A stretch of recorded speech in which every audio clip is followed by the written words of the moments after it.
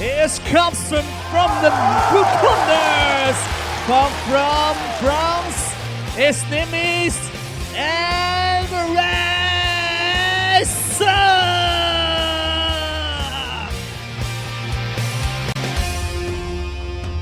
Here's Wilcox, red corner from China, the famous Spears, Xiao Xiao.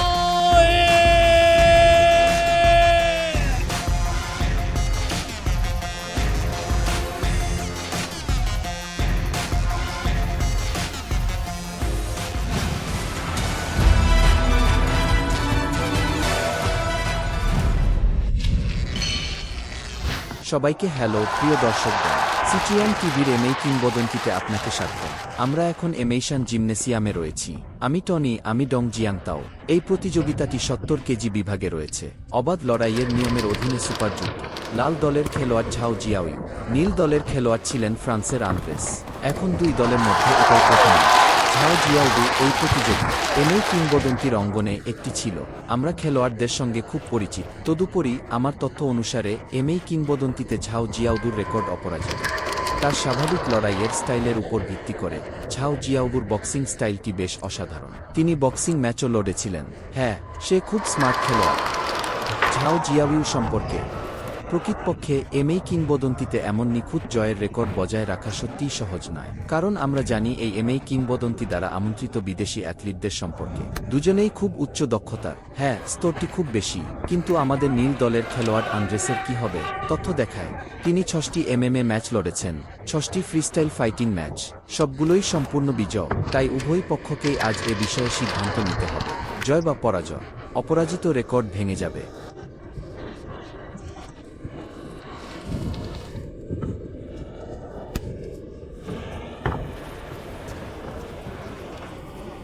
ঝাও জিয়াওদু সিচুয়ানের একজন খেলোয়াড়।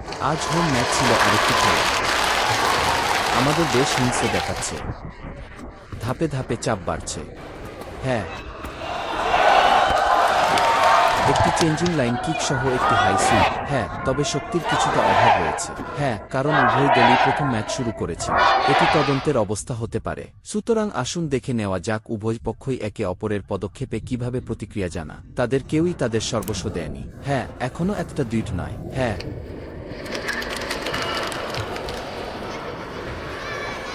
এবং তারপরে তার পেটের পিছনের হাত দিয়ে আঘাত করেছিল।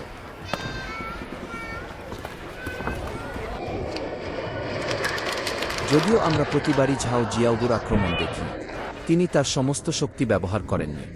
কিন্তু যখনই হস্তক্ষেপ ছিল, এই কোণ এবং সময় তার প্রতিপক্ষ আন্দ্রেসকে অত্যন্ত নার্ভাস করে তুলেছিল। আসুন দেখি আন্দ্রেস পিছু হটছেন। এই রক্ষণাত্মক ব্যবধান বেশ তাৎপর্যপূর্ণ। একের পর এক ঘুষি মারে। ঝাও জিয়াওদু মনে হয় মিড রেঞ্জের কাছাকাছি থেকে আঘাত করার জন্য তার নিজস্ব ছন্দ খুঁজে পেয়েছে।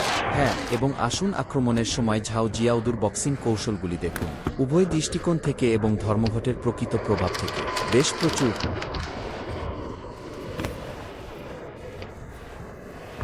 ঝাও জিয়াওজু একটি অনুসন্ধানী পদক্ষেপ নিয়েছিলেন। সামনের মুষ্টির নিয়ন্ত্রণ এবং তদন্ত বেশ সফল হয়েছিল। ঠিক আছে,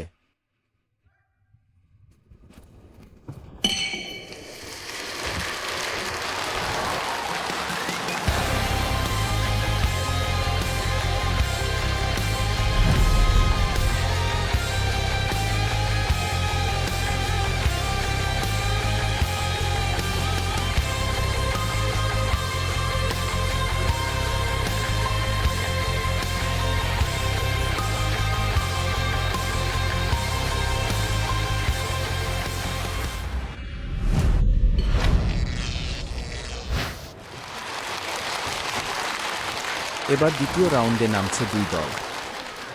ঝাও জিয়াওইউ আক্রমণ করছিল। আসুন দেখে নেওয়া যাক তার শরীরের কাঁপনি এবং ফোরহ্যান্ড জবের তদন্ত এবং প্রতিপক্ষের বিরুদ্ধে সামনের হাতের প্রধান স্ট্রাইক ডজের জন্য পিছনে ঝুঁকে পড়া। এটি বিভিন্ন ধরনের বক্সিং কৌশল প্রদর্শন করে। হ্যাঁ, তার ডজিংয়ের কোণ এবং আক্রমণের সময় শরীর বাঁকানো। এই কাট কোণটি বেশ কমানো। হ্যাঁ, এই বক্সিং সম্পূর্ণরূপে এই কৌশলের উপর নির্ভর করে। নিম্ন স্তরের নিচে কোনো কিছুর অনুমতি নেই, তাই এটি একটি আক্রমণ। সুতরাং তাদের আগের বিভাগগুলি আরও সূক্ষ্ম হওয়া দরকার। চমৎকার আন্দোলন দক্ষতা। এখন পর্যন্ত কোনো পক্ষই বিশেষ করে কোনো সুস্পষ্ট নাটক তৈরি করতে পারেনি। এটি আপনার সমস্ত শক্তি দিয়ে একটি প্রচণ্ড আঘাত। হ্যাঁ, এখনও না, কেবল মেজাজে পুরোপুরি নিমজ্জিত। হ্যাঁ, আমি ঝাও জিয়াওর জন্য মনে করি এটি একটি ইচ্ছাকৃত কৌশলগত ব্যবস্থা, হালকা এবং ভারীর সংমিশ্রণ। আমরা দেখতে পাই ঝাও জিয়াওদু ধারাবাহিকভাবে খেলার ছন্দ নিয়ন্ত্রণ করছেন। সামনে ঘনিষ্ঠভাবে চাপ দেওয়া ঝাও জিয়াওর প্রতিটি আক্রমণ এটি এক ধরনের তদন্ত বা বরং হস্তক্ষেপ। হ্যাঁ, প্রতিপক্ষকে বিচারে ভুল করার চেষ্টা করা, তারপর মুহূর্তটি দখল করুন, একটি ভারী আঘাত খুঁজে পাওয়ার সুযোগটি গ্রহণ করুন।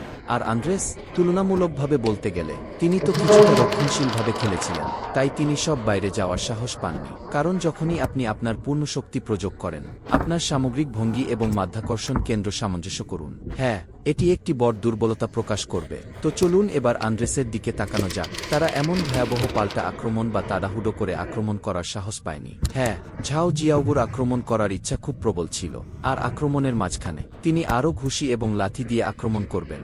হ্যাঁ, আমরা এটাকে বলি, এটিকে হালকা এবং ভারীর সংমিশ্রণ বলা হয়। হালকা এবং ভারী সংমিশ্রণ।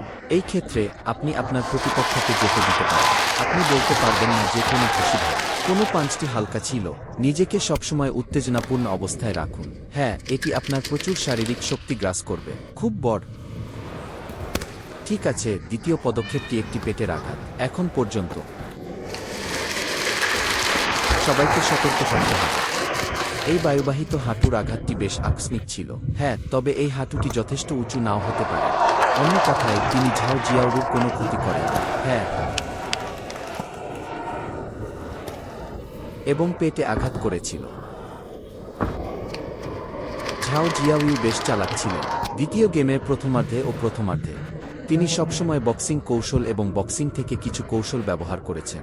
এতে প্রতিপক্ষের ওপর চাপ সৃষ্টি হয়, কিন্তু আমরা দেখেছি এটা এখনই স্পষ্ট। যখন প্রতিপক্ষ তাদের ঘুষি রক্ষার দিকে মনোনিবেশ করে, তিনি নিখুঁত সময়ে একটি নিম্ন কিক দিয়েছিলেন। ঠিক আছে, টোপ নাও। শেষ হয়েছে দ্বিতীয় খেলা।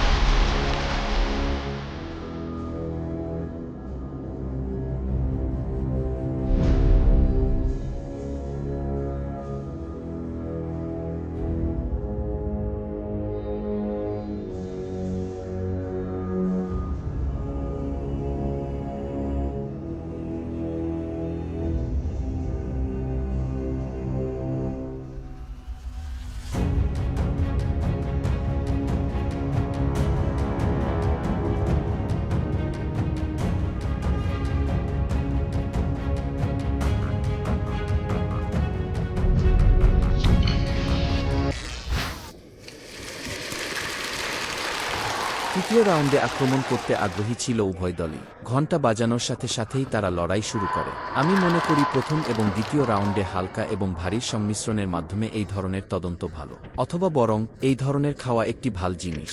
তৃতীয় রাউন্ডে ঝাও জিয়াওর কিছু শক্তিশালী ভারী আঘাত দেওয়া উচিত ছিল। হ্যাঁ, এখনও অবধি এই নীল ছাত্রটি ঝাও জিয়াওজুকে জোরে আঘাত করেনি। ঝাও জিয়াওজু ইতিমধ্যে তৃতীয় রাউন্ডে আক্রমণ করার একটি কার্যকর উপায় খুঁজে পেয়েছিল। ঠিক আছে, ক্রমাগত ঘুষি এবং কম সুইপ। আসুন প্রতিটি নিম্ন সুইপের দিকে নজর দেওয়া যাক। প্রতিপক্ষ হোঁচট খায়। হ্যাঁ, এই প্রতিপক্ষের বাইরের উড়ু হতে পারে। ইতোমধ্যে তিনি প্রচণ্ড ক্ষতির সম্মুখীন হয়েছেন। হ্যাঁ, প্রতিপক্ষকে অনুমতি দিতে সক্ষম। আমরা দেখতে পাই যে চলাফেরা করার সময় প্রতিপক্ষরা ব্যাপকভাবে প্রভাবিত হয়। প্রথম দুই রাউন্ডে ঝাও জিয়াওর কৌশলগত সেটআপ বেশ সফল ছিল। এই কৌশলটি প্রতিপক্ষকে ক্রমাগত এই পাঞ্চিং কৌশলটি ব্যবহার করে রাখে। প্রতিপক্ষকে উপরের অর্ধেকে তাদের প্রতিরক্ষার দিকে মনোনিবেশ করতে দিন। তারপর এই ব্যক্তি তার পায়ের কৌশল অবহেলা করা। দেখা যাক, তৃতীয় ম্যাচটা সামনে আসছে। ঝাও জিয়াওজু এই ভারী লো সুইপ কিক ব্যবহার করেছিলেন। প্রভাবটি খুব স্পষ্ট। হ্যাঁ, এবং এটি একটি খুব অদ্ভুত জিনিস। এটা এই নীল দিকের পা। ঝাও জিয়াওর কাছ থেকে তিনি প্রচণ্ড আঘাত পেয়েছিলেন, তবে তার ফাঁকি দেওয়ার কোনো ইচ্ছা ছিল বলে মনে হয়নি। যে কারণে আপনি যদি শুধু এটা বলেন, প্রতিপক্ষের পুরো প্রতিরক্ষামূলক ফোকাসের দিকে মনোনিবেশ করে, এবং এটি ঝাও জিয়াওর মুষ্টিতে ছিল। আসুন ঝাও জিয়াওর দিকে নজর দেওয়া যাক, প্রতিটি ফ্ল্যাশ এবং প্রতিটি আক্রমণের জন্য। এই সবই প্রতিপক্ষকে এটি অনুভব করেছিল, তোমার মুষ্টি আমার দিকে আসা উচিত। প্রকৃতপক্ষে প্রতিবারই ঝাও জিয়াও একটি পায়ের লাথি মারতেন। দেখুন, এটি আবার পায়ের কৌশল, একটি ভুয়া পদক্ষেপ, তাই না?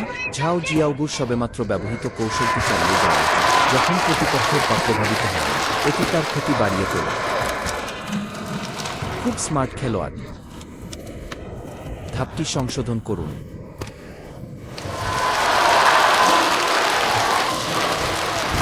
যে মুহূর্তে তারা আলাদা হয়ে গেল, ঝাও জিয়াওদু সর্বদা খুব পরিষ্কার লো সুইপ সরবরাহ করতে সক্ষম হন।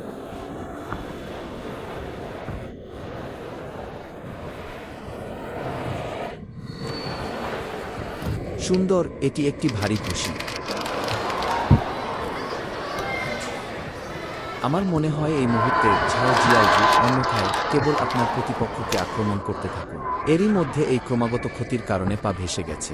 অন্যথায় প্রতিপক্ষ স্পষ্টতই এইভাবে রক্ষা করে, কারণ পায়ে প্রচণ্ড আঘাত লেগেছে। প্রতিরক্ষামূলকভাবে কিছু ফোকাস পায়ে স্থানান্তরিত হতে পারে। এই মুহূর্তে তিনি ঘুষি ঘুরিয়ে প্রতিপক্ষকে আবার জোরে আঘাত করতেন। তবে এখনও অবধি ঝাও জিয়াওরু এখনও এই ঘুষিটি তার ভিত্তি হিসাবে ব্যবহার করে। দেদি, এবং তার ফোকাস তখনও তার পায়ের দিকে ছিল। হ্যাঁ, এই মুহূর্তে আমি অনুভব করতে চাই ঝাও জিয়াওরুর লেগ টেকনিকের উপর তার আক্রমণ ত্বরান্বিত করা উচিত। ঠিক আছে।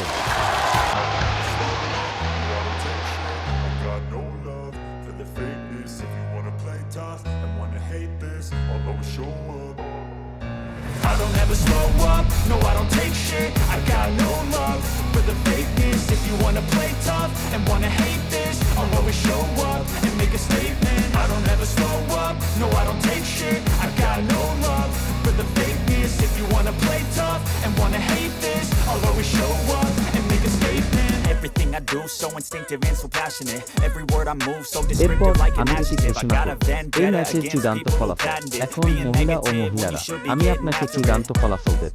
রেফারি নং 31-28 স্কোর করেছিলেন। রেফারি নং 32-28 স্কোর করেছিলেন। রেফারি নং 33-27 স্কোর করেছিলেন। এখন মহিলা ও মহিলারা, শেষ পর্যন্ত জিতেছে লাল দল।